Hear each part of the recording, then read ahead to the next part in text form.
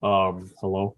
I am joined here today with our new Vice President, Dean Kirby. After completing the interview process, he became our new Vice President. Dean and I have done a great deal of research involving the hiring process of our next guest. After evaluating his resume, we found that our guest today is a rapper from the El Paso area in Texas. He has an insane musical value and is known to spend a lot of time in the studio making songs or working hard and making himself some money. He is a very experienced pick for our company. Ladies and gentlemen, I would like to bring forward our guest, Woozy. Woozy, Zannon, how are y'all? Appreciate it for the interview. I'm excited. thank you for coming. Thank you for joining us. I hope you submitted your resume already, and we read over your resume. We thought it was very good. Dean, you can also unmute your mic, please. Yeah, that's my bad. It's very irresponsible. Hey, it's first day on the job, okay? That's fine. Dean, do you have anything to say before we start? I'm just excited. Let's get it rolling. Dean, what is that hat? It's a hat with a mushroom on it. That's not very business appropriate. All right, whatever. Woozy, this interview is completely about you. We want to hear everything about you, and we hope that you are qualified and you can provide us good insight for the company. It would be very greatly appreciated. Is that okay with you? You got it. What's the deal? Let me know. All right. My first question for you is I want you to tell me about yourself. Just a hustler. You know what I'm saying? Put my 100% in everything. Been doing this music since I was 17, recording off of an iPhone, knowing what to expect. Got bigger than I expected. Yeah, I put my foot on the pedal whenever I grind about this. You know what I'm saying? Woozy, thank you very much. That was a great response to the first question. I just wanted you to add on. Oh my God. My bad. Okay.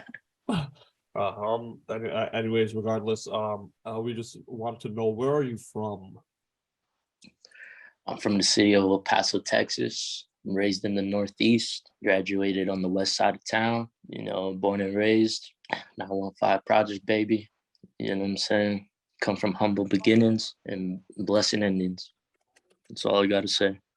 Now, I know you also spent some time in Arizona. Tell us about that a little bit. Arizona State was super cool, man.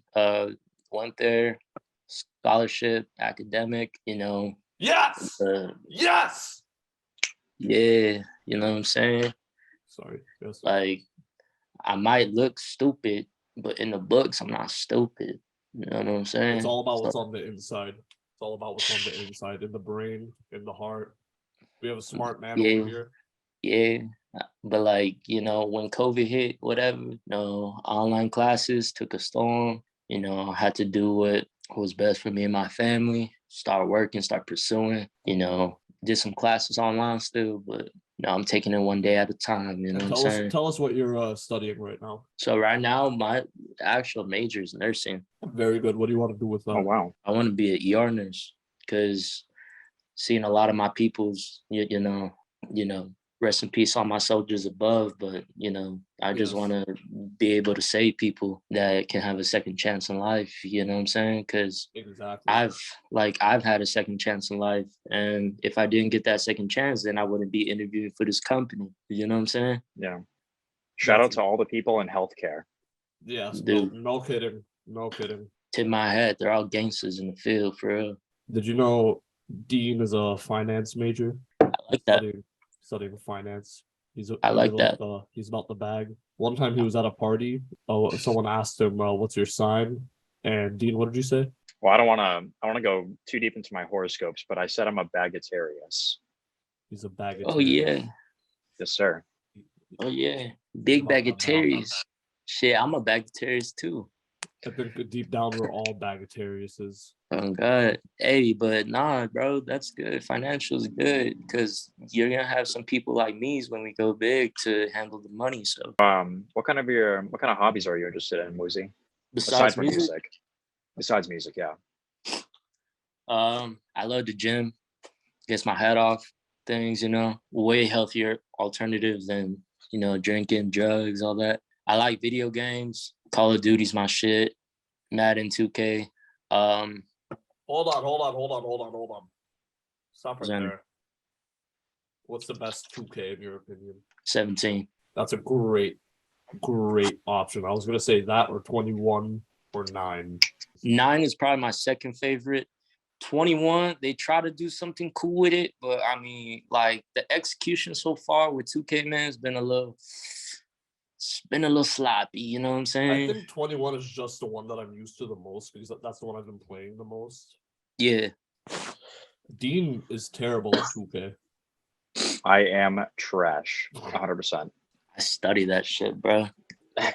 I remember when 2K19 came out, I was so into that, bro. I spent over $75 on VC coins. No cap. Damn, $75? I was Jeez. 99 overall, bro. I was tearing the park. 99 Tearing the overall. park, bro. What was your my player? What was your build? Shot creator, shooting guard. Shot creator is shot creator is a great option. And that should probably, give you a good sense in the person I am. Because, like, I'm not just to myself, I can pass a rock. I can feed my people. Like, I feel like that could be something in use of the company. I was going to say, you can tell a lot about a person by their 2K player. Yep. 100%. There's people that pass a rock and there's the people that stand in the corner waiting for the rock. You can either get what you want in life or you can sit and wait. Write that down. It's either or. Write that down, guys. For everyone taking notes, you got to write that down. Woozy 101. Woozy 101. You dig? Do you have any other words of inspiration that you go by? I got a whole book, but like something that I go for in life, bro, it's not only a game of chess, but it's a game of checkers. Because a lot of people compare life to chess instead of checkers. But when you look at it in the grand scheme of things, it's not as complex. You just go one day after the other. You make one move to the opposing move. That could be your opposition, your ops, your finances. If you're broke, fucking grind. If you got ops, grind. If you like a girl, grind. If your life is tough, grind. That's the key, bro. You don't have to sit around and wait for everything because good people, successful people in this life, they never waited for anything. They chased after the bag. I agree. Everything is a grind and you will receive whatever you work hard for, whatever you put your mind towards. And Exactly. How would you apply that to the company? Just from day one, not only put my work in, put my ideas in. If I see certain things that need to be improved, give my 2 cents, whether that be a good idea or a bad idea. At least we know the direction of success from there. Woozy, you actually answered my next 12 questions. So we're just going to skip to question 13. All right. If that's okay with you. We're done talking about your personality. You pretty much got everything out of the way. And on top of that, you were able to provide us with some meaningful quotes. We usually save that for the end, but I'm sure you have way more to say at the end. So we will be including those for the end of the interview process. Time to talk about what you came here for, the music. So the first question that I have for you regarding your music is kind of a general question that I feel like is very applicable to the rest of the company. And it's why do you do what you want to do with music? I like to make things that I could listen to. I like to make my own catalog, I like to make something for the environment where I live in. Like, shout out ATM, shout out to all the guys out there. A lot of people can take it as hypocritical rap music, but sometimes it's just the things that people live by or their life experiences. I'm also a very energetic guy. A lot of my music's, made to, mosh pit, rage, have a good time, party music. I'm the type of guy to make people feel good. I just want art to be spread around. You know what I'm saying? Because if you have art, it's selfish not to share it. For the first scenario, you're sitting in a Jeep. Which one of your songs are you playing? A Jeep Wrangler. A Jeep Wrangler. Which song are you playing? Who do I got with me? Am I just by myself, just chilling in a Jeep Wrangler? Because that's a whole nother story than having a fishbowl full of homies. Look at Woozy today with the quotes. You know what I'm saying? All right. Second scenario, Dean. What if you're chilling in an Aventador? Oh, that's a great one. That's the car that I don't have. Easily. I'm going to say it's gray, matte black rims. I'm playing Nipsey Hussle, Grinding on My Life. Yes, sir. Or I would play Low Down by Lil Baby to humble myself. Would you say Lil Baby is one of your inspirations when it comes to making music? Because I've noticed kind of like a Travis Scott type thing when you're making your music.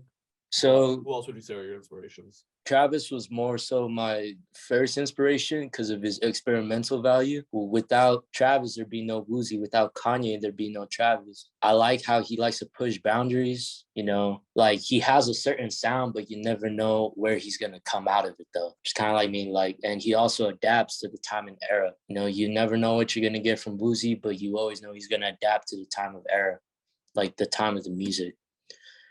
Besides Travis, 42 Doug, I like his delivery. I like how raw he is. Hey, you know what song reminds me of 42 Doug the most of yours? Dealership. I don't know if that's right, but was there any like 42 Doug influence in that song? Want to know what was the inspiration of Dealership, bro? Honestly, I crashed my car. I crashed my Toyota Corolla that I've had. I've had it for 5 years now. Shout out to the Corollas, by the way. They're paid that shit off. You know, I ain't got to spend too much on a car no more. I can just grind for myself. Shout out Corolla. When I crashed my Corolla, I kept going. I kept going home because, you know, I just had to thug it out. That's where I got the idea from. Because I was literally next to the Toyota dealership when I crashed too. Everything in the song like left the dealership. I crashed on the way. Like that's real shit. Yeah. So like and it really applies to what actually happened. All the yeah, really but like in terms of the sound, I'm not even gonna lie, bro.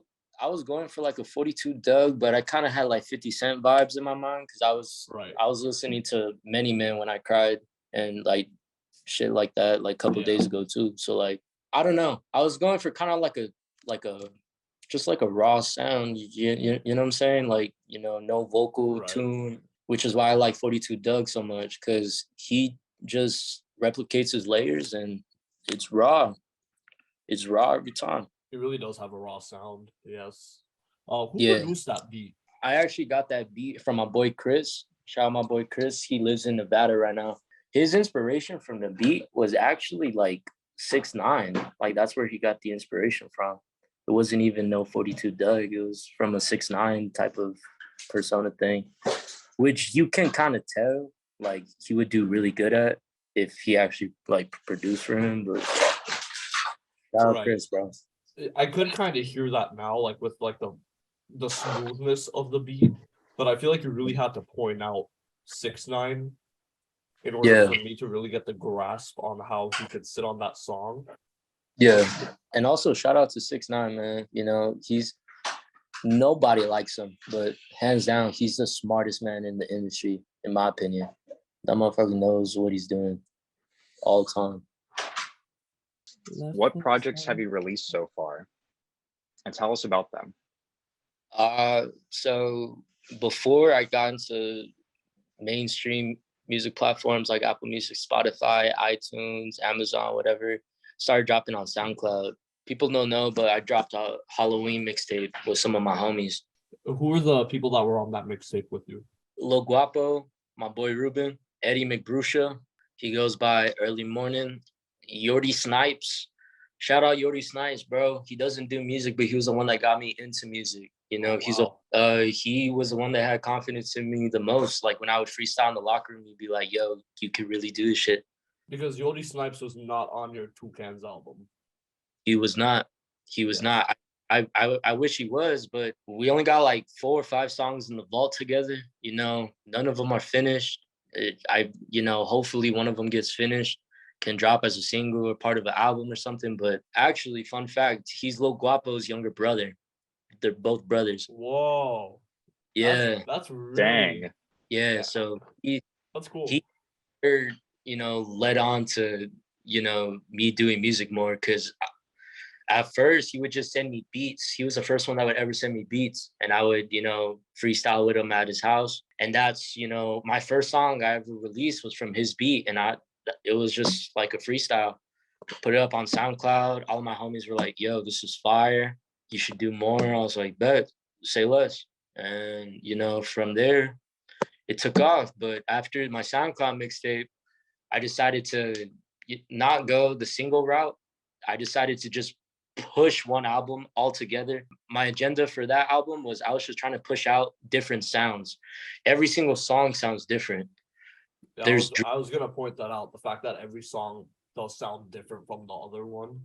But before your Toucans album, was Sink or Swim released? No. That album? Nah, I made Okay. in 3 hours. Wow. Oh, you Yeah. made that in 3 hours? Yeah, finished and mastered everything. Want to know what inspired me?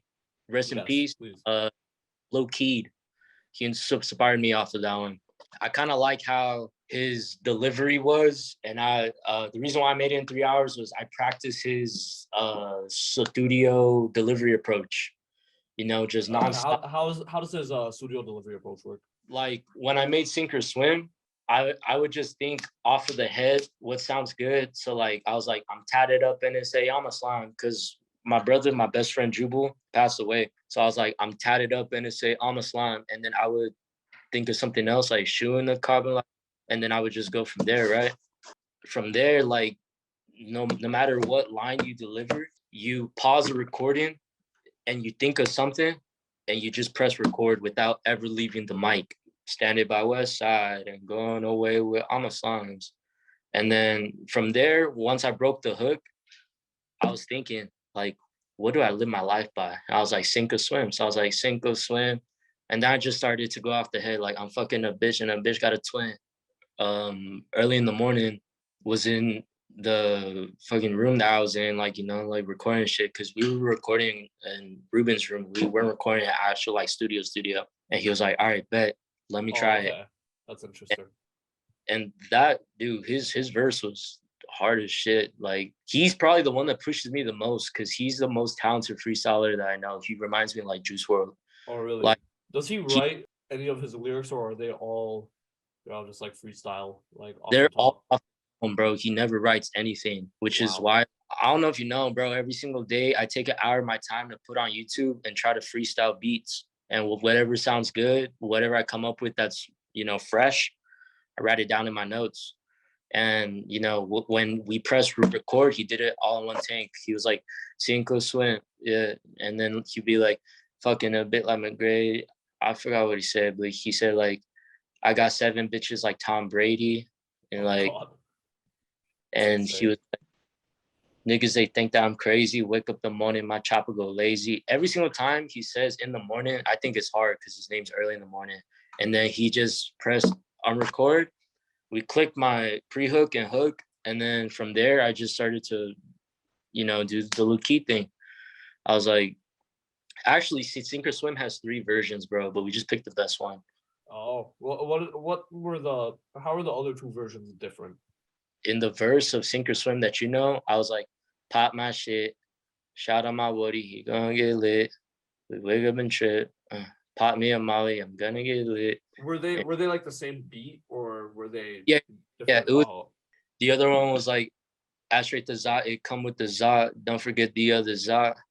Like pull a G, we come with the Wawa, bulletproof windows, the rah-rah. All of my bitches, they got their endeavors. We pull up with trenches and like shit like that. And like it was cool. But then we just kept the shit that sounded good, where I was like, Rari, do 150 on the dash, we going to the club, we ain't buying Bacardi, Cardi, whole lot of red when I see all the ops at the party. Cause I was really big into a whole lot of red then too. Like, right. What's your favorite song off that album?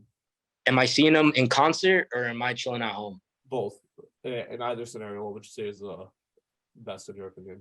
Concert, new Tank, 100%. He killed it at Rolling Loud. Right. New Tank's insane. And that's only a minute and a half song, which is that's a good take. Yeah. If I'm by myself, Unpopular Take, the I Love You song, the one that's like, I Love You, I Hate You. Yeah. Mm-hmm. Yeah. Also a great option. That's Pierre Bourne is so talented, bro. He's in my opinion, he's top 3 producers of our day and age, hands down. And that's not even a question. I completely agree with that. And I think what makes him a really good producer is the fact that he can make beats to his own liking as well, to the point where he can even rap on his beats. Yeah. He makes phenomenal music when he's recording his lyrics on his own. Which is like what it's about. There's a lot of songs that I pass to my homies that like I know I would like, but I can't do the same delivery. It's just like him. Like he produces for his liking, but if he knows someone's gonna kill it, he'll pass it on. Like Lil Uzi, Playboy, shout out to Young Nudie, Lucky, Lil Skies on like 2 songs. Like he really be putting in work. And that's what I like about Pierre Bourne is he just passes the rock like in 2K. Yeah, You know what I'm exactly. saying? I also like how you can really like tell his beats apart from other artists, I mean, from Oh. other producers.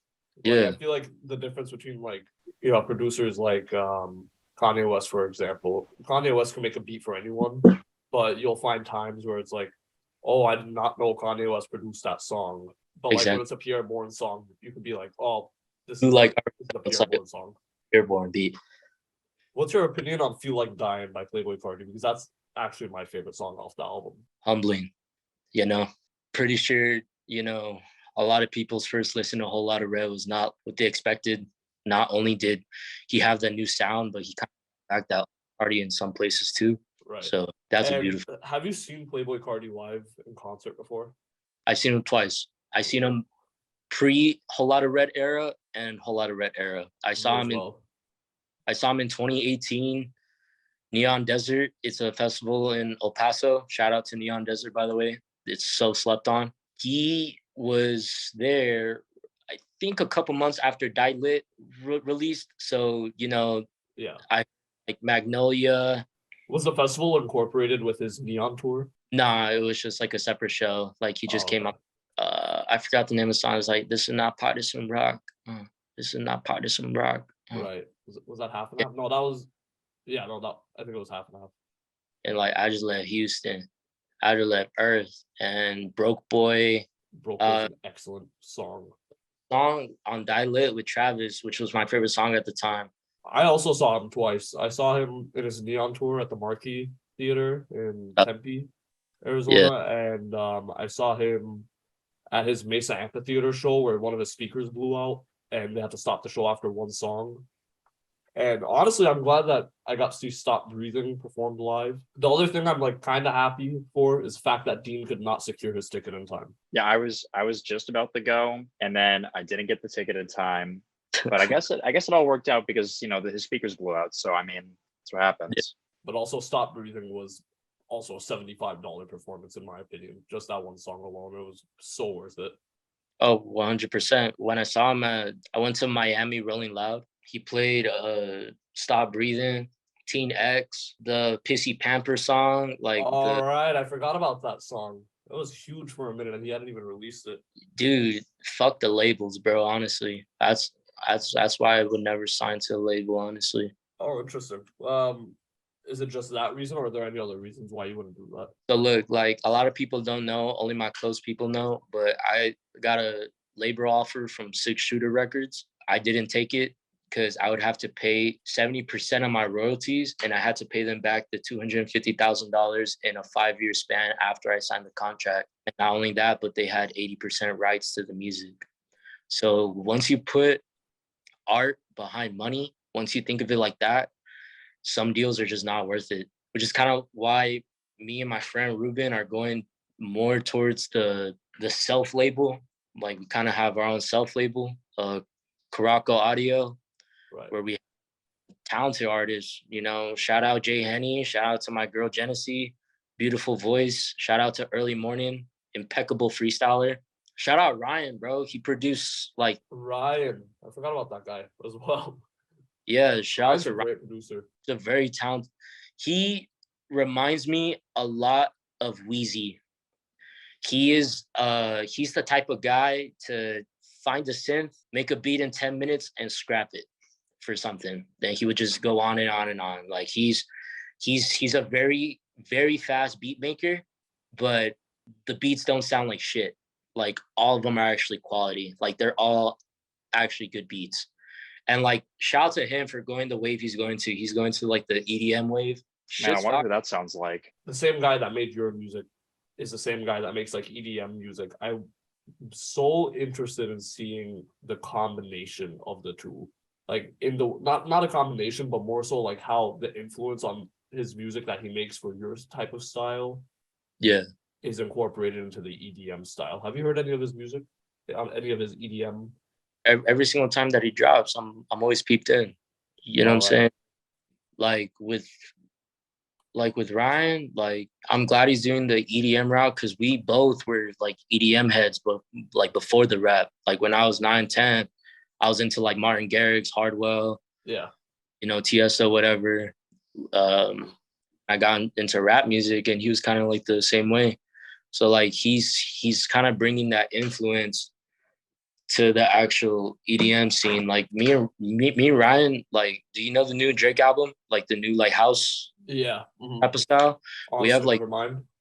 yeah, we have like 2-3 songs like that. Like it's like house beats, but it's very like like melodic, chill. The deep house. Right. Are there any artists that you would want to work with in the future? A lot. I mean, my dream artist to work with, bro, honest to God, is 21 Savage. I mean, what did you think of his verse on Jimmy Cooks on the new Drake album? Fire.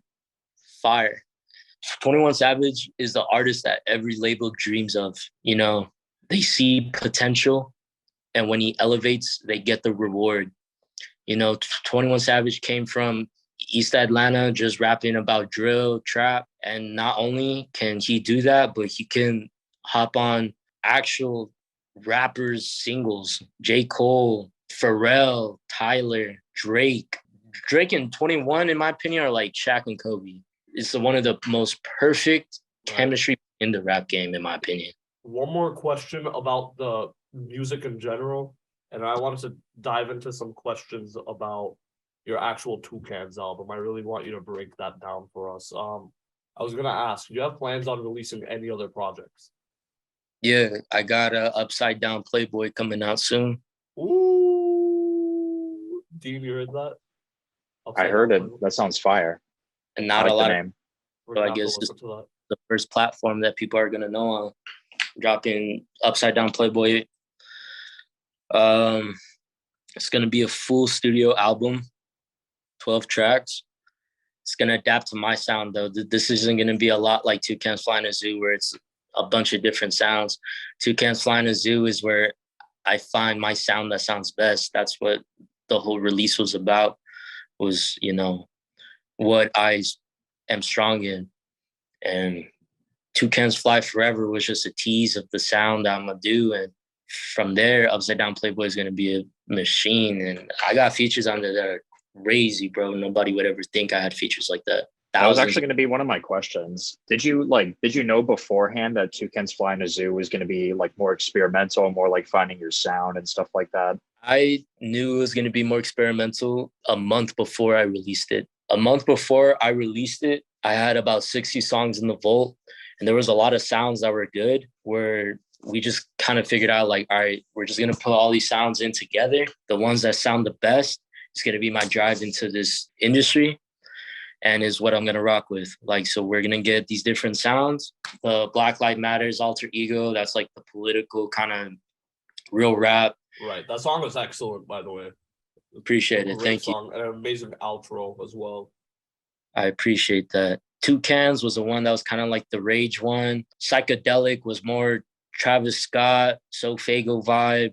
How we do that was real drill, real ESTG, money bag, raw sound. Dealership was very mainstream raw. Bando was like a kind of like a YSL mainstream catchy vibe. And then the second half of the album, like I had Stars, like experimental sad song. I had a Lifetime, which was like very guitarist, experimental, like alternative type of thing. Like I was just trying to experiment with all these sounds, man. Like it was just crazy. And like once I pushed the narrative, like right now my biggest song ever is How We Do That. How you do that right now. That song is so hard. How so good. There's some things in that song that are for the art, but a lot of people knew the event, if that makes sense. Right.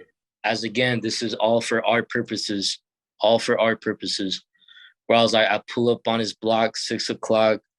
Jay saw the ops, told him toss a rock. They saw us, heard 5 shots, and then feeling my back burn, start breathing slow. That's all. It's for the art, but it's based on an event. You know what I'm saying? Yeah. Which one of the reasons why it's so popular is because a lot of people do know about the event, and not just the fact I could turn into art, but I can make it sound hard as fuck at the end of the day. That song will forever be my trophy. because not only is that one of my favorite songs I've ever made, it's one of the catchiest songs and is based off of artistic events. I talked to Atlanta native Young Nudie for like 10 minutes of my life. Humble guy, kind of shy, but humble guy. But you could tell automatically from his persona and like, the environment that he is in, everything is raw, man. Like when I was talking to him, every direction, always peeping, 20 in with all of his homies, making sure he doesn't get hurt. He's always on the contrary, but at the same time, he's, not to sound weird, but he's a real sweetheart. Like he's really down to earth, cares about his family, all that, which is true. But like you have other people that release songs like that, and maybe people don't know yet that they're not exactly telling truths, but before they get exposed, the art is good still. Like it's still good art, regardless if it's true or not. Like it's still good vibes to listen to. Now, when they get, exposed, hold on, like I don't believe they didn't live that life, but a lot of people are going to be mad about it. But in my opinion, it's a persona of art. You have to take the art from the person. But when the art and person go together, it's just as perfect. But when people don't really tell truths like that, you take the art from the person, and I don't think it's a huge problem, in my opinion. Toucans fly in the zoo. In the zoo. Yes, I know you sir. have a lot of experience about this album, as you were the one that made, the album. You're the one that created it. You're the one that curated a lot of it. And you did work with other artists and producers on it as well, but this is your work. This is your name. Where did the name, like the whole Toucans thing originate from? Because I feel like I have somewhat of a spirit animal myself, and that's the elephant. If I had to include an elephant in any work that I make, a lot of people would question it. I feel like that's the case with your project, is the fact that you have toucans flying in a zoo, but a lot of people don't know where toucans actually came from. So can you give us a little bit of insight about that? Yeah, of course. So if you ever go to El Paso in our zoo, I think it's like all the zoos, honestly, bro. Like, huge fact about myself, I've never been to a zoo in my life. Besides, Really? You've never been to, not even for like a field trip? Nope, never. Wow. That's crazy. Honest to God. But in the El Paso Zoo, there's like, like you have certain exhibits like the Africa zone, South America, whatever. And then they have a huge cave. And when you go inside of it, it's all the birds. Like it's like the bird exhibit, right? Right. What I started noticing is like, like the parrots, parakeets, like the little snakes eating the birds, whatever. Like they were all main attractions. But what wasn't was a toucan, because what I would hear mostly about was like they would just walk past, and like even my mom would say it, bro. She'd be like, "Ay, it's so ugly," and she would just walk right by it. It's not a main attraction to anything. And so I was like, and then like I would just kind of look at it for a while. And when I was in high school, I had a paper for my health class, like so study something that's not a human that helps nature type shit, right? So I was like, I'm gonna do a toucan. And I've learned they're actually huge importance, because their huge beaks can actually get into the tree seeds where not a lot of birds can. And they kind of like minigun the seeds in all the Amazon rainforest to, strive in nature, whatever. So like when it's toucans fly in a zoo, the big meaning is like, if you might be an outcast to the group or the society you're in, behind the scenes, you're a big deal to everyone. Like you have a huge value to yourself, and you should never, ever doubt yourself about that, which is what kind of brings to my main point. Like, if you ever feel down about yourself, if you ever feel like you're worthless, or like if you don't have a lot of hope in yourself, you have a big value in you that you might not know yet, but there's certain people that already know, like you have a huge impact to your surroundings. So toucans flying a zoo was kind of like my like industry standpoint, where I was like, we're setting this shit. If I was an outcast, here I am right now. Like, this is how I'm coming this year. That's how Toucans Flying a Zoo resonated, from my opinion. Wow. Yes, sir. Really, honestly, strong meaning behind the album name. I've heard self-titled album names, and I think those are pretty important as well because it's like, hey, like I'm who had self-titled, like Playboy Cardi, for example. It's like, hey, I'm Playboy Cardi, this is my music. Yeah, Right? exactly. Um, but when you come up with an album name that's, not a self-titled and something that's, different, it's very hard to create a name that one incorporates the meaning of like what the name is, and two, how do you bring that into a sound? So honestly, a lot like everything you said about toucans flying a zoo, it makes sense with the work that you have in the actual album. Yeah, exactly. Like, I mean, don't get me wrong. There's gonna be Waza the album coming out soon too, or not an album, the mixtape. That's like my alter persona. Oh, There's Woozy and there's Waza. Woozy Waza. Yep, and Tell us that's more like about that. Woozy is the artistic guy, the guy that's very hands on, makes sure everything sounds perfect, all about himself, self circled. Waza is based around peers. It's based around the environment. Waza is raw. Like if you think Woozy was raw, Waza is the rawest. Like the closest thing I could think with Waza is on my new album. There's a song called Charges, and I did that based on my environment. Right. We had the Toucans Flying the Zoo, which I really strongly incorporate with the Woozy Mhm. album, and now we're getting the Waza album. They think of it as Lil Baby and the hero. Like Lil Baby makes trap music, like that's what he's known for. But the hero is it's raw emotion. Yeah. Like the collab album he did with Lil Durk was absolutely phenomenal. Top 4 album of last year, in my opinion. Insanely good album just because of how raw it was and how short they had to make it. Right. Kind of like where I got the idea from, where I was like, okay, if I can do this well, then if I put in my raw emotions and show the rawness in my music, I can do this well too. Oh, that brings me to my next question. So what was the actual like premise of Toucans Flying a Zoo? Like what would you say like the overall like theme is? The overall theme, a zoo. It's a zoo. You know, you face certain obstacles, you see certain parts. Climates? Climates. Essentially, yeah, like different climates and regions. Every single song is different. You know, desert, ocean, rainforest, tundras, swamp. It's different. Everything is different. Whether you step your foot in a certain song or not, you're gonna get a taste of something different, which is what I was kind of, brought in the theme into. It's a zoo. Right. Every single exhibit's different. There's the African theme, rainforest theme, the frogs, bugs, birds, lions, tigers. Everything's different. One way or another, everything's different, but Right. it all Yeah. has the same meaning. You're at a zoo to appreciate animals and nature. So it's the same meaning, but it's a different environment. You listen to art for the same appreciation, but it's all a different genre and sound. Right.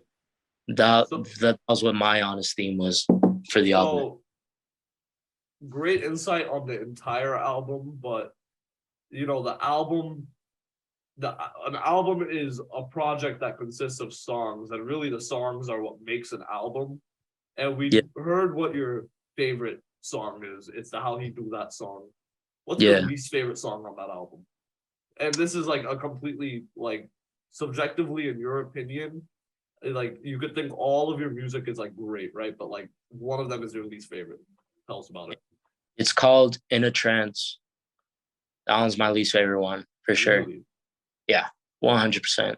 I didn't even want to put it out, but I knew for the theme, I had to put it out. It wasn't really comfortable, but at the same time, that's what music is. You have to not be comfortable in certain environments to push your art. Beat selection, delivery, tuning, verse wasn't my up to par. I still released it. It's not my least listened to song, surprisingly, but I really like that song. it's like, in my opinion, like whether it's a good or bad song, it was the one I felt most unlike myself, if that makes sense. Yeah, that does make a lot of sense. Do you regret the release of that song? No, not at all. Perfect. that song made me not only push barriers, but it made me self-tune myself. It made me fix mistakes, made me, go to different people, engineers, Right. masters, it made me get self-citing from one another. Like peer reviewing is huge in the music industry, bro. Huge. That's probably my biggest exercise when it comes to music is peer reviewing. Interesting. But So I don't. who would you say is your best or your favorite peer reviewer? Like when you show someone one of your songs, who do you go to first? Because they have the most honest insight. I have a friend. He makes grunge rap metal music. His name is Alex, but his artist name is I Die For You.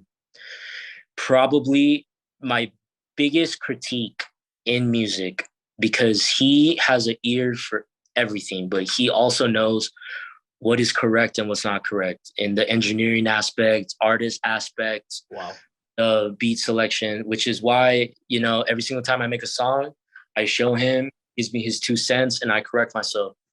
Like, there's a song that I made called Stretcher with Lil Guapo on my Toucans Fly Forever. He was very, into critique about 808, about my delivery, about the beats per syllable on my hook. And when I self-corrected it, everything sounded 10 times better. At first, it was a throwaway song, and then I was like, all right, this is ready for a release. Yeah. Well, 100%. But how peer review can go negative is if you show your friends and loved ones, because of course they're going to tell you that it's good to not necessarily hurt your emotions. So I think the best peer review is someone you're not as necessarily close to personally, but you're close to artistically. Because when you're close to someone artistically, they know that your emotions are set aside and you're only focused on the music. Because there's a lot of yes men around my circle, which, they're the fucking boys. I love them to death. They're going to support me, whatever. But there's certain songs that they will tell me it's fire. And then from a musical standpoint, from another artist, they're going to say, do this different and it's going to be better. So that's how I personally feel about the peer review, in a more artistic standpoint. Don't do it too personal with the friends and family. Go to someone that you're not as personal with, but you're strong artistically, and they're going to tell you the real truth about things. That's some really good insight. No, seriously.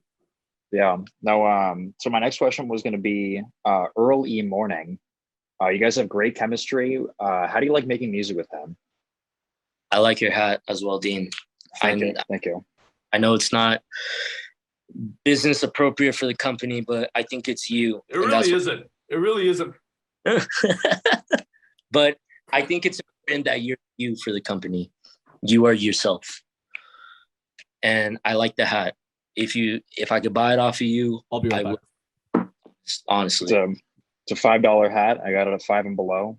They have tons of these bad boys. If you want to cop one. No way. That's crazy. No cap. So you got it for what, like $4? $5? Yeah, like $5, literally. Wow. And since Alex is gone, one of my big quotes about life is what Gucci said. You can have all the swag and drip you want, but just because you have swag and drip doesn't mean you're the real thing. But if you have sauce, you will forever be okay. Okay, so what do you think? Do you think I have sauce? Welcome to the mask gang club. I saw the mask and I really felt like I should wear my favorite one. So, when it comes to what I just said, it's like, what lasts more in your fridge? A sauce of salad dressing that your family uses, or barbecue sauce? Oh. Are we good now? No ski mask? Sorry, it got hot. I couldn't handle it anymore. Shoot. When you got drip, or swag in the fridge, like ketchup, it runs out easily. And you need to re-up it at a certain rate so you can satisfy others. But if you have sauce, it lasts forever. Your persona of sauce is gonna last forever rather than your drip. Because I could have on a $5,000 fit, but if you ain't got the sauce to go with it, nobody's gonna notice you. No one. I've seen Lil Baby rock a Hanes shirt with some and1 shorts and some Jordans, and he has more sauce than other dudes have when they have Louis Vuitton jackets, Dior jeans, Amiri juice, Right. everything. Sauce is more important than drip. If you have more sauce in your personality, you're gonna forever beat the drip, hands down. But would you also say it's good to have both? Can you say that one more time? Would you say it's good to have both? Of course, like it's kind of like having a plus and a positive. Like you can't be all positive expecting to not have negatives. You can't be all negatives to have somewhat positive. You have to have somewhat of both of everything, like drip and sauce. If you got sauce, you'll have drip.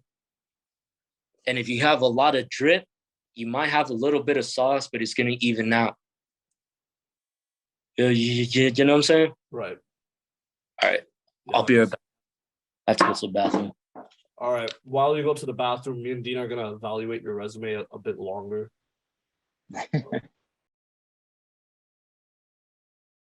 Woozy, welcome back. Give me one quick second. I'm gonna just make myself a refreshment.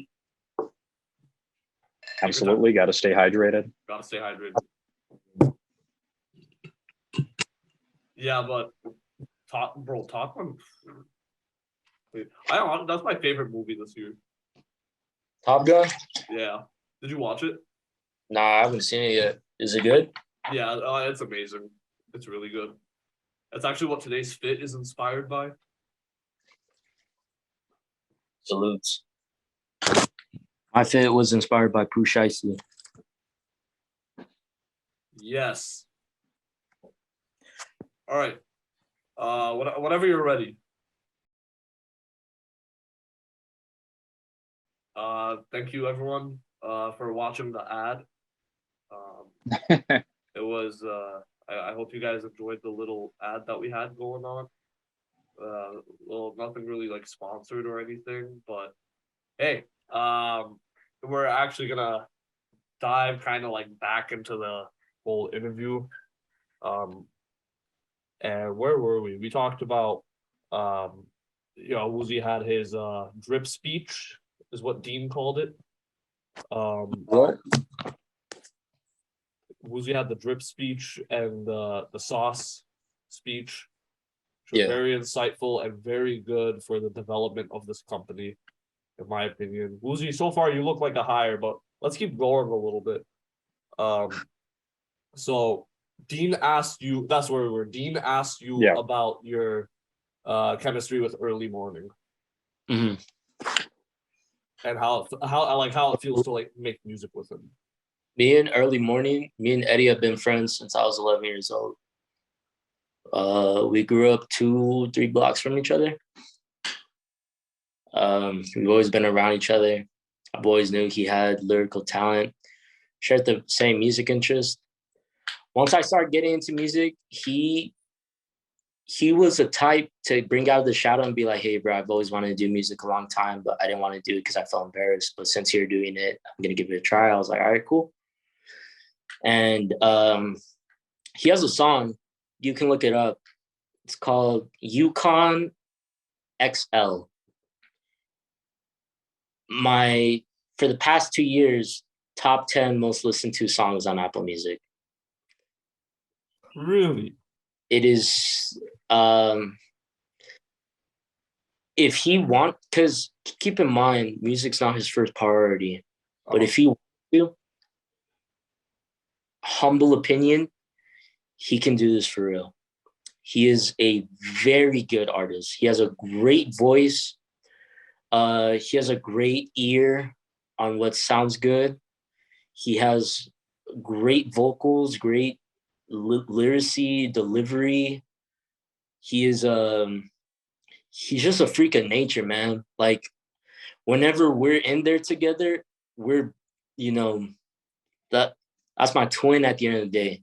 Right. That's mine on ATM, but we kind of compete with each other when we're in the stew. Oh, Because interesting. like, what do you mean by that? like it's just friendly competition. It's like, let's say we have a track, right? Let's say we have a track and I lay down a hook in a verse and he does a guest verse and he lays it harder. On the next track that we're recording, I'm going to make sure my verse is going to be harder than his verse at the end of the day. Like a friendly competition. Right. We basically push each other to be better at everything, really. School, rap, life. Like, I compare it to our chemistry, like Lil Baby and 42 Doug, because he's like 6'4". I'm like 5'6", 5'7". So it's kind of the same thing. Like I imagine myself like a raw 42 Doug. He's the Lil Baby that has, you know, kind of the whole music thing in his head. So that's kind of how I compare our chemistry to each other for sure. You said he's 6'4"? Yeah, he's like 6'4", 6'3". That guy's tall. That's just like objectively, that is a tall man. Yeah, he's really tall. Does he have to bend down to rap into the mic? Nah, we have a mic that like goes like up and down type Okay, thing. because my brother's 6'6". He has to bend down. Makes sense. Yeah. That's really tall, 6'6". But or we make him sit on a chair. No, we make him sit down. We usually make him sit down. That's actually something that I'm not used to yet, which is what I'm trying to get used to, is laying lyrics sitting down. It feels weird for me right now, but I'm trying to get used to it. Oh my God, Wild Magic, our good friend Wild Magic, he records everything, like all of his songs. Well, actually send you a SoundCloud link. He records all of his songs laying down in bed. Like he lays on his like left or right side and records his songs. That's actually really cool. Right. He says that's the only way he could do it. I would love to get in contact with him. Maybe do something. I'll link you his SoundCloud after this for sure. Perfect. No, yeah, bro. Just expect me and Early to release a collab mixtape soon. Ooh. Thank God. Waza and Early or Woozy and Early? Well, which one are we going for? Depends. I don't know. Yeah. I think Waza, honestly. Waza? Yeah. Waza vibes for this one. Full gang. Shout out for PF. Yes, dig. Sir. But yeah, kind of the segue here. So obviously, like, you know, when a song is titled with like a date, you're kind of automatically inclined to think about what the date could originate from. So January 19th, tell us about that song.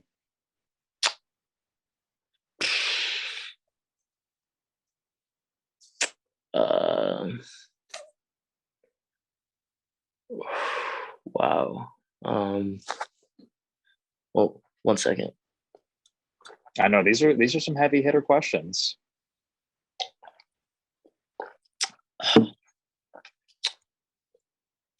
Wow.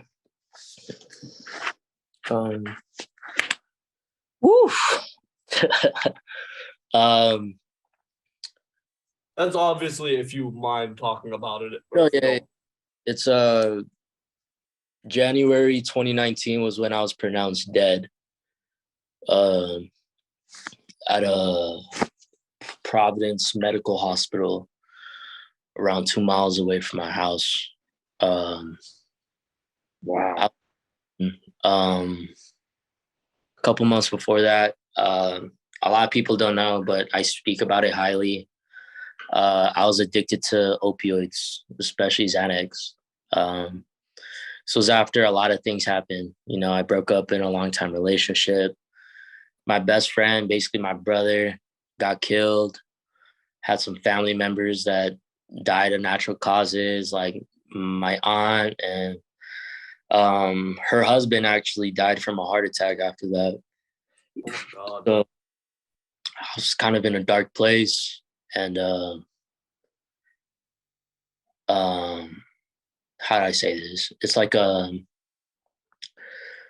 don't know, man. One night, just kind of wanted to get away from everything. I kind of distanced myself from school. Like, uh, the teachers would notice because I was always be like an all A. I was failing everything. Um, just a big, big obstacle in my life, and I wasn't huge into fitness. I was in the wrestling team, but that's different because that's kind of more like a mandatory thing. And I found ways to cope, and that was through drugs, heavy drugs. And one night I took about 11 milligrams of Xanax. So that's like, if you count the white ones, it's like 10. Oh wow. And drank like half a bottle of Don Julio. Oh God.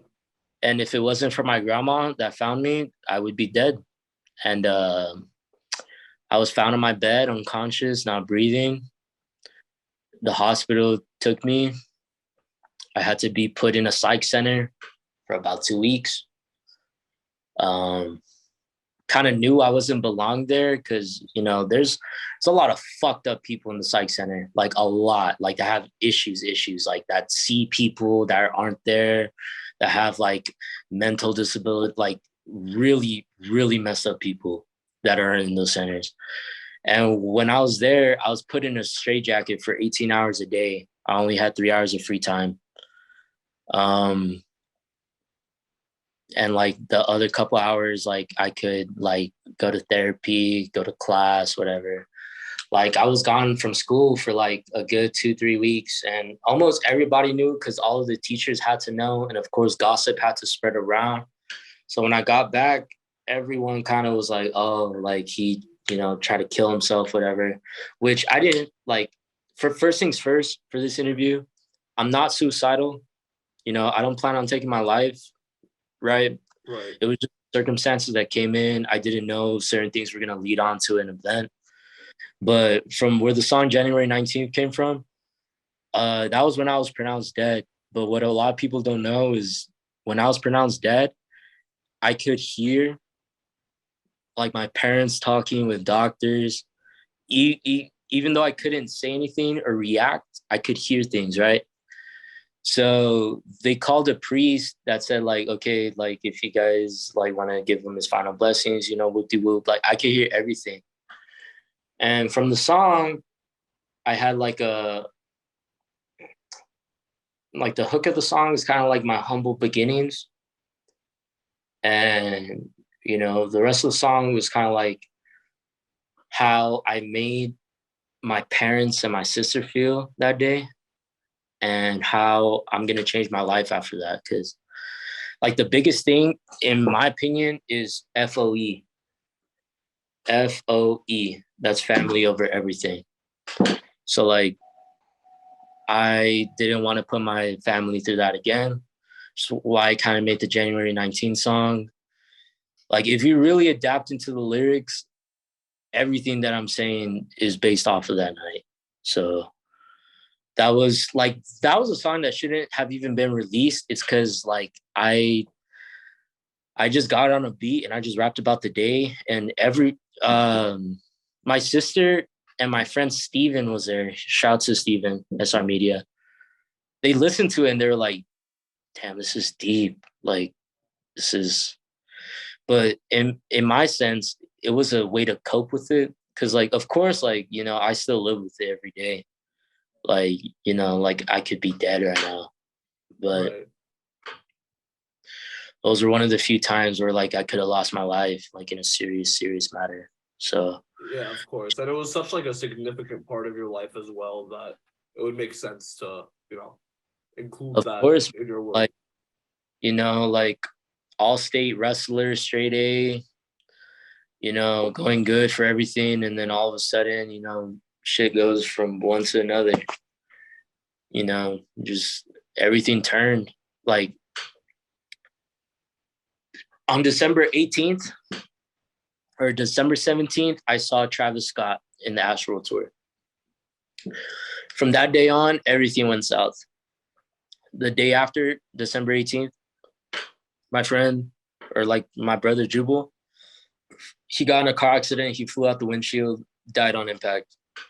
My girl of like 2 years cheated on me with like 4 different fucking bums. 2 days later, my aunt dies. Like Right. everything from that standpoint led to a huge snowball. Like, Christmases, New Year's, like I wasn't myself. That's a big part of my life that kind of taught me how to cope and how to heal. Cause like, of course, like that was the big era of where like, rap was into Zans. Like I took a bar Zans and, fell out, whatever. And I was just one of the kids that, got put into that society. So like, I didn't know what was good for me or what wasn't good for me. But now that I'm a little older, there's life happens. And for this company, I'm going to, try to bring into the perspective of like, no matter how big it hits, there's always a simple solution to cope and to move on forward and progress with the problem. Right.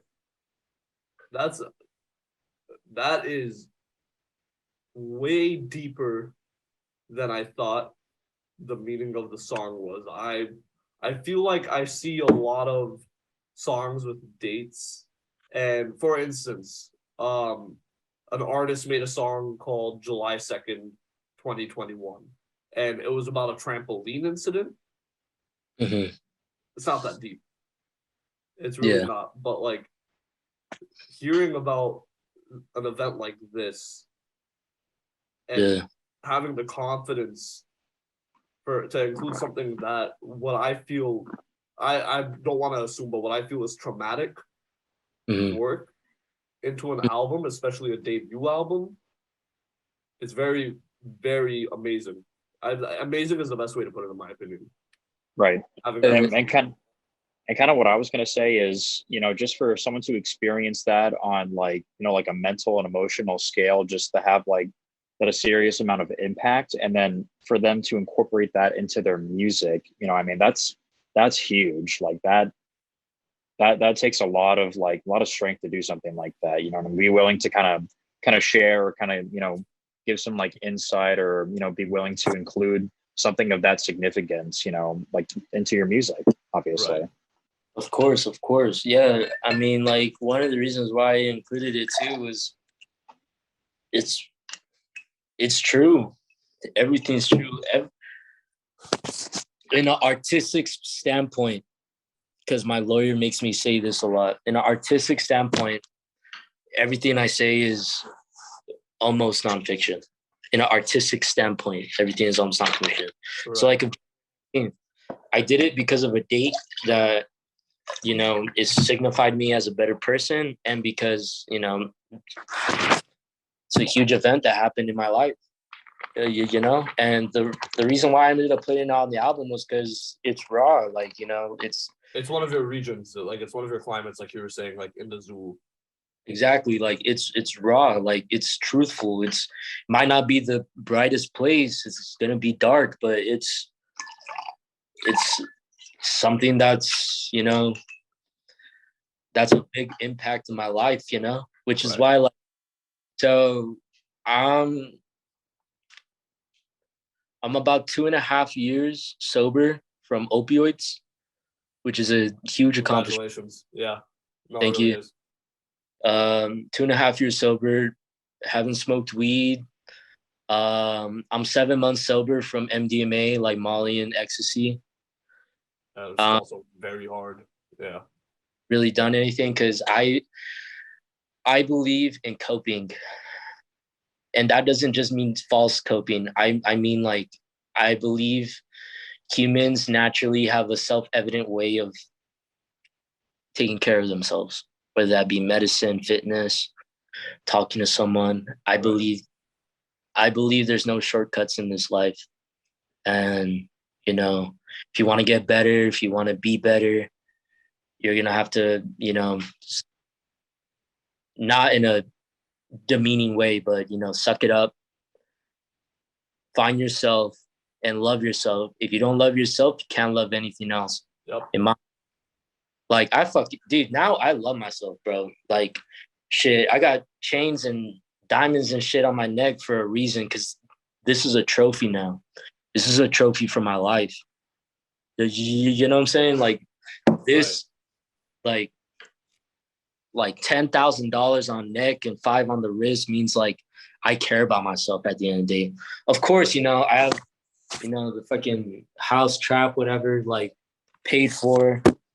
I have food, I have drinks, I have a job, whatever, to pay for all this. But in my self-dignity, in my self-care, you should be able to spoil yourself and be able to be happy with yourself and say, look, I love myself. Regardless of my flaws, I love myself. Like, yeah, of course, you're going to wake up one day and be like, oh, I'm imperfect because of this or that. But at the end of the day, if you're healthy, if you could see, if you could hear, taste, feel, and if you could especially have relationships with people, that's all you need, bro.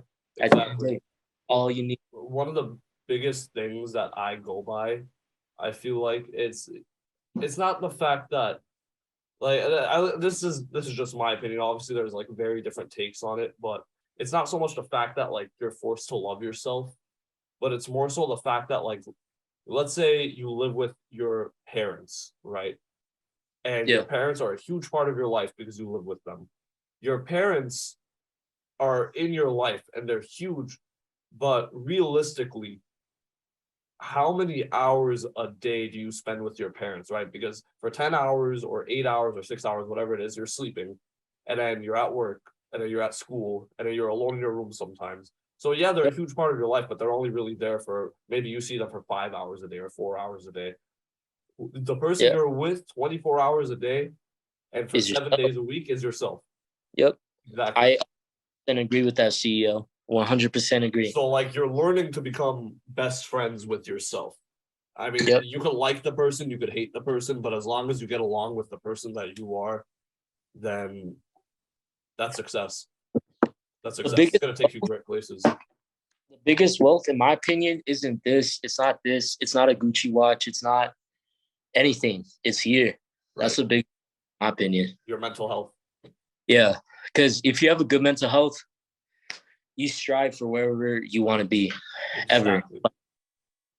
Like, yeah, like I'm taking it.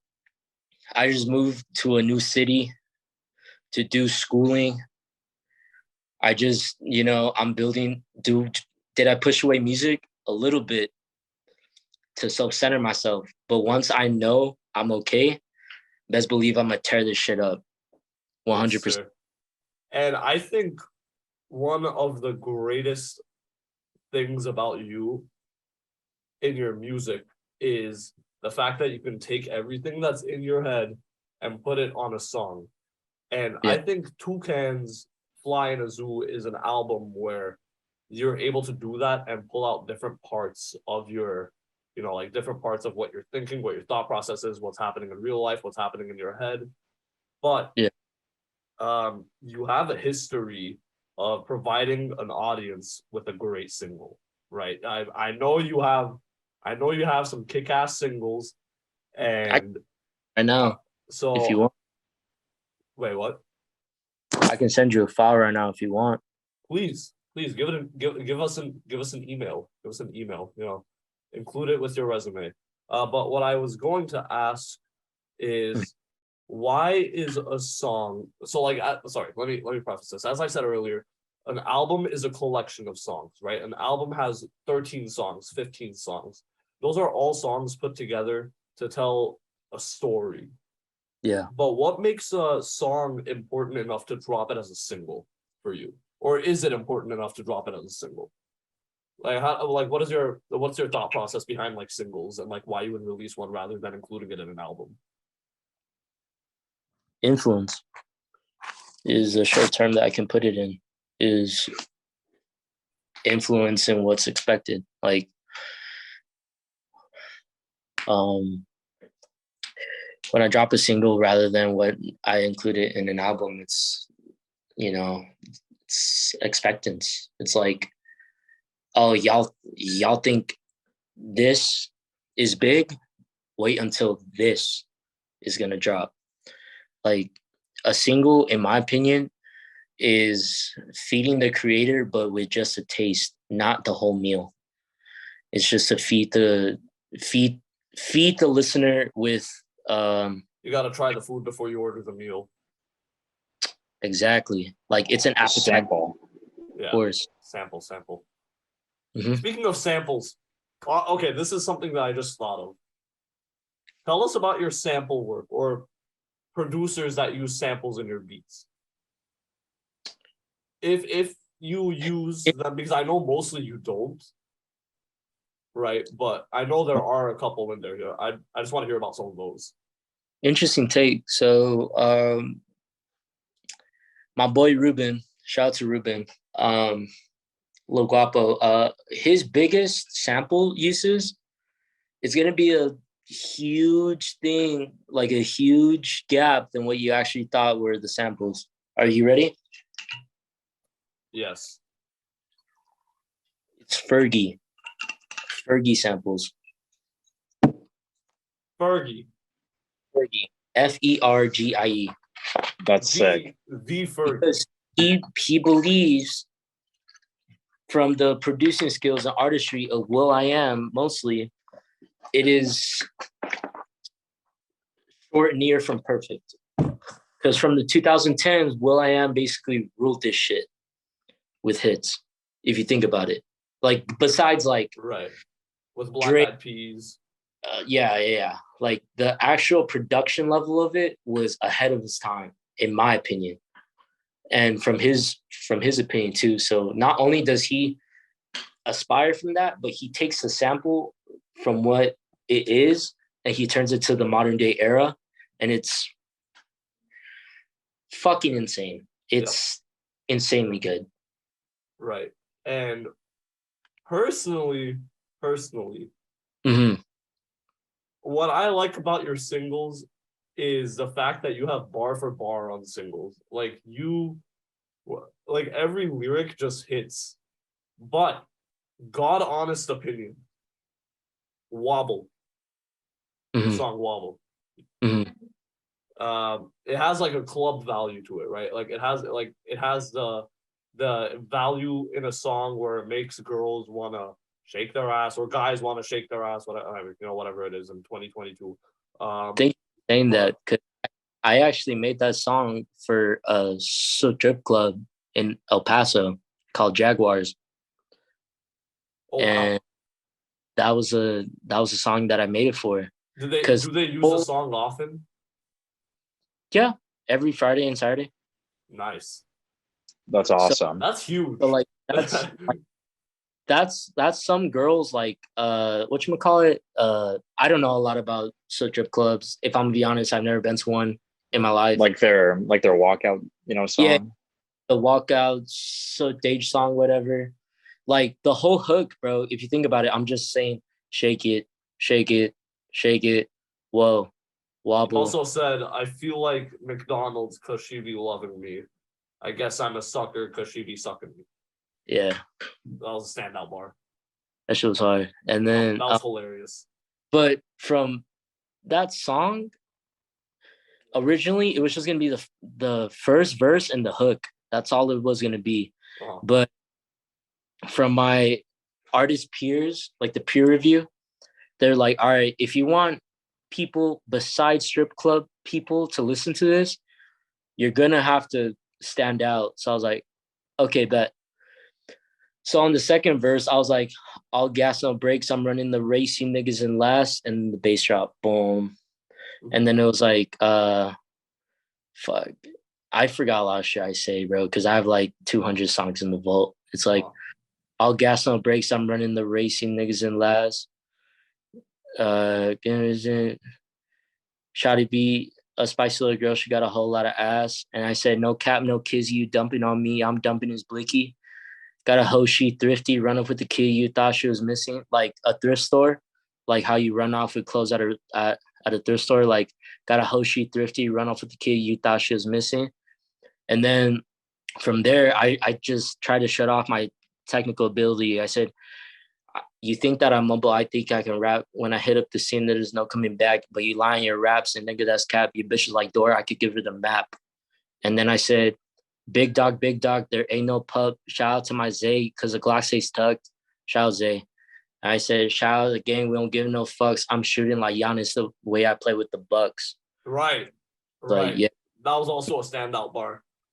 Yeah. I remember swiping up on your story. Yeah. And messaging you about that bar. Yeah. Like, that thing's great. And that leads me to ask you what's up? A question. Okay, right. So when I make music, I make like all my own like personal music. I have vault songs, and I have songs with titles, and those songs, what they'll do is they're meant to sound like party songs. Like, they're meant to be like, oh, like I could definitely like bump to this, or I could like throw ass to this or whatever. But the lyrics that I say in the song, it's like if you read them one time, you're never gonna want to, like party to that song ever again. Do you have any songs like that? Like where like the it sounds happy, but it's actually like dark. Yeah, for sure. Like what's a good song that I could say? There's I think it's released. There's a song where like there's this one time where at a party they were playing Stars. Since I was there, they're playing Stars. Everyone's like stars in the late night, but like the actual theme of the song was like really dark. That was around the time where I made January 19th. It was about it's about like all the breakups that I had, like whatever. And it just talked about like, like all the lonely nights that I've been, laying in bed when I look at stars, whatever. The only thing that I wish was for some of them to come back. Mm-hmm. Reality, not shit happen. Really interesting. Really interesting. I feel like that's going to bring great insight to the company. Oh, of course, 100%. And another question. Sorry, we're just full of them today. Yeah, get you. We talked about. I'm enjoying this interview, honestly. Well, we are too. Great. We really are too. Great. We talked about your chemistry with Early Morning, and there's a little three combo happening on Toucans Flying a Zoo with you, Early Morning, and one other person. Tell us about that person, Jay Henny. Jay Henny. So Jay Henny, her real name is Genesee. We've known each other since 6th grade. She's always been a standout character. Always been like like a person for herself. Right. She has an amazing voice. Her biggest inspiration is Beyonce. Mm-hmm. That's how I kind of like reflect her music on. But one day we were in the studio. I was like, why don't you turn your voice from the inspiration and put it on a trap beat and just deliver some lyrics? Like if you're, I don't know, like one of the main girls in the industry, like Megan Thee Stallion, City Girls, Mulatto, Nicki Minaj, Cardi B. She was like, all right. As soon as she did it, the first song on Caraco Freestyle, killed that shit. And we were like, all right, bet. So from that day on, we signed her to Caraco Audio, where we would give her like, free streaming publicity. We get her studio time. And she's a perfectionist in her craft. She's a very much kind of perfection mindset where she envisions something, and if it doesn't go her way, then she tries to fix it to where it's perfect in her way. But like it might take hours, bro. Like I'm not gonna lie, there's some times where I'm in the studio and she's saying the same bar for like 40 minutes and I'm like yeah. I'm like wrap it up. Yeah. like wrap it up. I'm trying to plug my in. Yeah. But nah, bro, like that's a good thing for an artist. It's perfecting your craft. It's a you know, take pride in your craft and just like just be good with it, you know. And yeah, she's a great artist. She's a great artist. If she keeps doing it, she can definitely do something with her art. Probably the one. I'm surprised that you said Jay Henny, because I think the one that's a trio, in my opinion, is me, Early Morning, and Lil Guapo. Well, I was talking specifically about the Caraco freestyle song. Oh, okay. Yeah. Okay. No, yeah. So for the Caraco freestyle song, we were envisioning being in like an airplane. Like in the intro, he's like, "Oh, this is your captain speaking. We got Early Morning, Jay Henny, Woozy in the motherfucking building, whatever." Because we were watching Snakes on a Plane with Samuel Jackson, and we were just thinking like, that's badass. goated. Like, this would be great. Yeah. Like, well, what if like Tupac, Biggie Smalls, Ice Cube was all on a plane and they all like fucking started tearing shit up. I was like, damn, like that's crazy. And for that song, do you know the A$AP Rocky song called One Train with like a shit ton of features? Yes. Okay, so my verse where I was like, we take a one train from this something to Brooklyn, I can turn your memory to a family to Hookson, like whatever, like the whole inspiration of my verse on that one was One Train, like just trying to lay down shit. Right. That's really interesting. That's awesome. Know that about that Yeah. song. Mm-hmm. It's okay, very Woozy with the creative meanings behind all of the songs. I mean, they just don't stop coming. If you can name me any song, I could tell you the creative meaning from it. Honestly. Oh my god. Well, we heard about Dealership. We heard about Caraco Freestyle. We heard about January 19. Well, let me ask you this: what's your most meaningful song besides those four?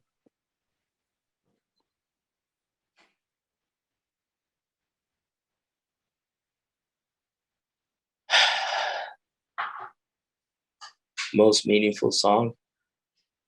Hey, your orange juice is also on fire, by the way. I don't know if that's very good for the company. What'd you say? I'm sorry. I said your orange juice is on fire. I don't know.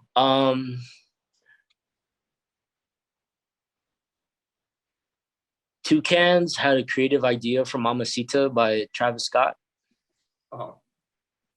Where it's like Mamacita, like very rage song, and then it got to like lyrically with Travis, Young Thug, and Rich Homie Quan. It's kind of what I was going for, but with my own little spin. Like instead of Mamacita, it's Toucan. Uh-huh. Most meaningful song.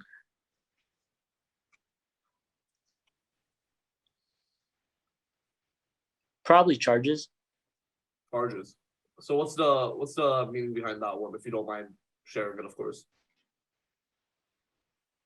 And I can just recite you some of the words, and you can kind of get a like meaning behind it. Okay. So I say most of my niggas got charges. That's what's in common. The niggas be running. Bodies be dropping, but news don't show it. We spin nigga block, then gun it. Early on, Guapa be cooking in pots, and they really be playing with rocks. My Santa wish list got a chopper and a Kel-Tec 50 round drum G lock. So like essentially, it's like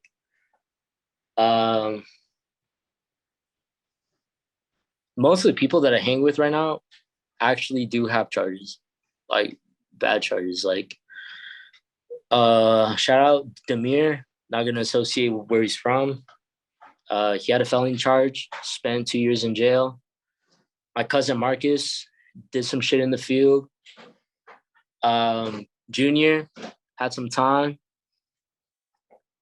Mondo could have had some time, got away from it.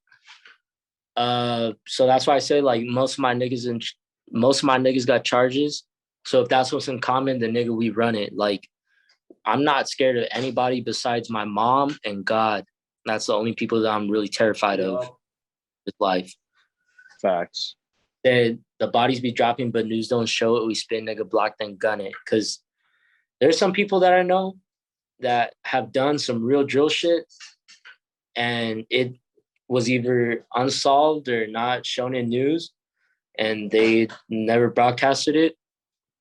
And then the next bar I said, early in Guapo be cooking in pots. They really be playing with rocks, which is like, it's kind of like a trap house metaphor, but at the same time, they're just cooking up music. Right. Cooking up music like a trap house, like a eager hustle to do things. I said, my Santa wish list got a chopper and a Kel-Tec and a 50-round drum G lock. Because basically all of my friends, like when it comes to like roommates, the ATM group, family, it's all interest in guns, right? Like we all have an interest in firearms, like whether that be to use it against people or just a collective idea. We all have a somewhat kind of like an addiction to it. And then later on, I say, Shawty be blooming, she bloom in the spring. Woozy so fresh as I'm clean. And then I say, rocking a plain Jane before I go out, automatic get AP, which is my dream watch. Hopefully, when I go in the business center or whatever, Right. I get a automatic get plain Jane, you know, silver, black face. And then I say, like we from the UK, we ride with them things, so don't get caught in the streets. Cause like where I'm from, bro, like there's safe parts, there's not safe parts, but regardless where you're from, you can get caught lacking wherever. So, you know, you have to ride with something, a burner, a, a gun in your name, whatever. And then I say, Woozy the step, Chuco president, but nigga ain't from DC. So Woozy the step in Spanish is El Paso.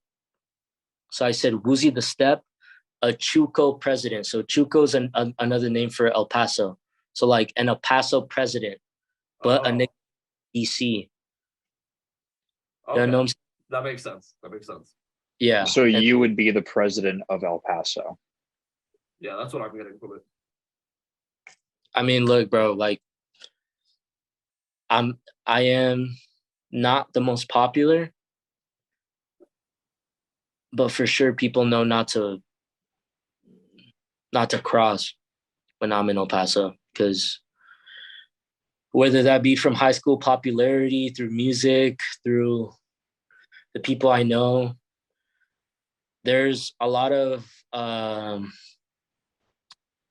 opportunity for people to sit there wrong with me, and if it goes south, then it goes south. Because artistically value, there's a lot of people that are behind my back artistically. Right. Artistically. And it's great that this is all in an art sense, right? Like everything's artistic. Everything's a story. Yep. According to my lawyer. Shout out to my lawyer. Dean, do you have any final questions? I don't have any final questions, but I will say, Woozy, I really respect how humble you are. I really respect the way you view the world and the way like you go about life. You know, there's a lot to learn from you, and I love that. Appreciate it, bro. Thank you, Dean. I actually have one more question. This is kind of a put you on the spot type question. Lay down, bro. Dude, I'm having so much fun with this interview, honestly. I'm glad you are. I'm really glad you are. Yeah. You seem like a great hire and a good fit for the company so far, but obviously this is going to take a little bit more further consideration before we actually. Oh, you know what? Never mind. You made a song. You made a song with someone one time. You were a feature. Hold on. Let me just pull something up. Oh boy. Oh yeah, Dean knows where I'm getting at. I know where he's going with Dean this. knows what's about to happen. This is kind of like a pop quiz. Mm-hmm. I'm gonna read you the bars that you said, Mm-hmm. and you say the song and artist, Okay. and I'll Venmo you $1. Okay. Scaring the hearse in a V12. All of my verses they from hell. They say Woozy, don't do this verse. Let me It's for, say my and then let me say this shit, little nigga, for the better. Ride around town in the V12 and scare my verse say from hell. They say Woozy, don't do this verse. It's for better. I said, let me do this shit, little nigga, for the better. I think I'm gonna lose $1. I think I'm gonna lose $1. Well, what I say in the beginning of the verse, like ride around town in a V12 with a Hellcat, you know that we Yeah, you said drag. right around town with a chopper and a Hellcat. You know that we dragging. We got the bullets and we got the ice, little nigga. You know that we bragging, yeah. Spinning the bim and we spinning the block. We toe tagging, yeah. You claiming you came from rags to riches. You be capping, yeah. Round town in the raptor. Preach your shit like a pastor. Scaring the hearse in a V12. All my verses they from hell. They say Woozy, don't do this verse. It's for better. I said, let me do this shit, little nigga. For the better. Ride around town and ride. Fuck, I forgot what was after that. Hey, you said, let me turn up for the culture, for the rage. My car fast like lightning. If you want to fight me, then come find me. We got the bulls, smoke little nigga, you know we ain't hiding yet. You know it's Woozy, you know it's Beto, Lamborghini riding. I said preaching on my shit like a Pope, angel flying, yeah. Woozy spinning the racks on the whips, all boy lying, yeah. And then gangsters trying to post for the clout, my nigga I ain't buying, yeah. Beto said to rap about cars, but about minefield with people dying, yeah. My car fast like lightning. If you want to fight me, nigga, yeah. So what's the song? Song and artist. King Kong. All right. Well, the interview went well, but in the end, you know, I'm not a gambler, but I did lose $1. I did lose $1. Bruh. Woozy, I just want to say for me and Dean, this was a very important experience because this is the first time we've done something like this. And Of course. I think that it went really well. I say that it went really well. And honestly, we are lacking employees a lot. We kind of just have the president and the vice president. So it's kind of just objective at this point. You're hired. You got the job. Right. Absolutely. Hell yeah. So do you have any final things you want to say before we end off this interview? My name's Woozy. My name's Luis Valenzuela. Upside Down Playboy coming soon. Woozy Early Morning coming soon. I'm happy company. Waza, you know, happy to be with the company. I'm happy to be with, you know, the vision, the success party, and the endeavors. I put my whole line in the break, and I push to whatever agenda I'm going to. Don't count me out because the shit's about to get serious. Woozy will be very, very quickly promoted in this business as well. He will be promoted. We do, you know, by section. Dean, what section was it? Was it 130? 32. You have the Constitution. Yeah, it was 130. From section 132, we have it stated that in the whole job hiring process that you start from the bottom and you work your way to the top. But it's very, very easy to state that Woozy will have a high position in this company. Thank you very much for joining this interview today, Woozy. Thank you for telling us about yourself. And thank you for sharing your music and all of its intrinsic value. And to everyone watching, thank you very much for watching the very first interview on the Job Hunt LLC. My name is Alex. We are here with Dean, and most importantly today, Woozy or Luis Valenzuela. Okay. Or Waza. ATM shit, you know what I'm saying? Appreciate you for having me. I'm gonna fuck with y'all later. You know, Wooty type Thank shit. you very much. Have a good night. I'm about to go stream some Toucans Fly Forever after this. Oh, easy. I'm listening to the whole album. Easy. Oh, yeah. Do it, bro. All right. Have a good night to all the viewers.